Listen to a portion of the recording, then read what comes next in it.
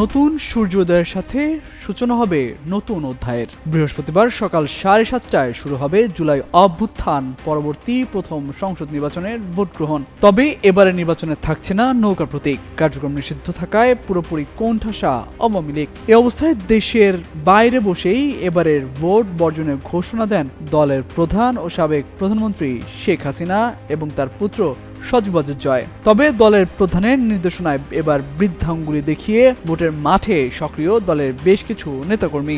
White plus pro sensitive স্কয়ারের মাঠের বাইরেও তো আমরা এভাবে দেশপ্রেম দেখাতে পারি।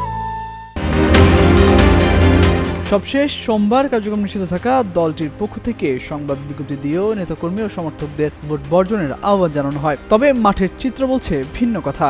বিভিন্ন জায়গায় আওয়ামী লীগের কর্মী ও সমর্থকদের বিএনপি, জামায়াত সহ অন্য দলের প্রার্থীদের পক্ষে ভোটের প্রচারণায় সক্রিয় হওয়া বা কৌশলে মাঠে থাকতে দেখা গেছে। অনেক ক্ষেত্রে কেন্দ্রীয় নেতা এবং সাবেক এমপি মন্ত্রীরাও কর্মী সমর্থকদের ভোটের ডামাডোলে সমাজের মূল ধারায় মিশে চলার পরামর্শ দিচ্ছেন।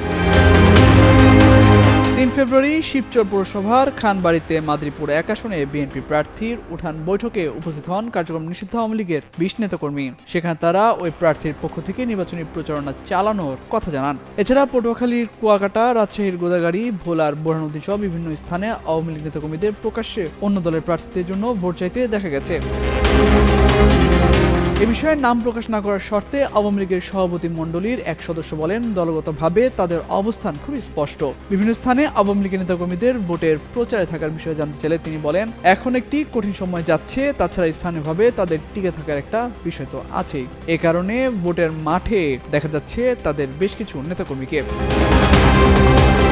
এর আগে 2024 সালের 5 আগস্ট ছাত্র জনতার গণ অভ্যুত্থানের পর আওয়ামী লীগের পতন ঘটে। বর্তমান দলটির কার্যক্রম নিষিদ্ধ সভাপতি শেখ হাসিনা সহ শীর্ষ নেতারা পলাতক বা কারাগারে। মানবতা বিরোধী অপরাধে আন্তর্জাতিক অপরাধ ট্রাইব্যুনালে শেখ হাসিনা ও সাবেক স্বরাষ্ট্রমন্ত্রী আসাদুজ্জামান খান কামালের মৃত্যুদণ্ডের রায় হয়েছে। এছাড়া পলাতক রয়েছেন নেতাকর্মীরা।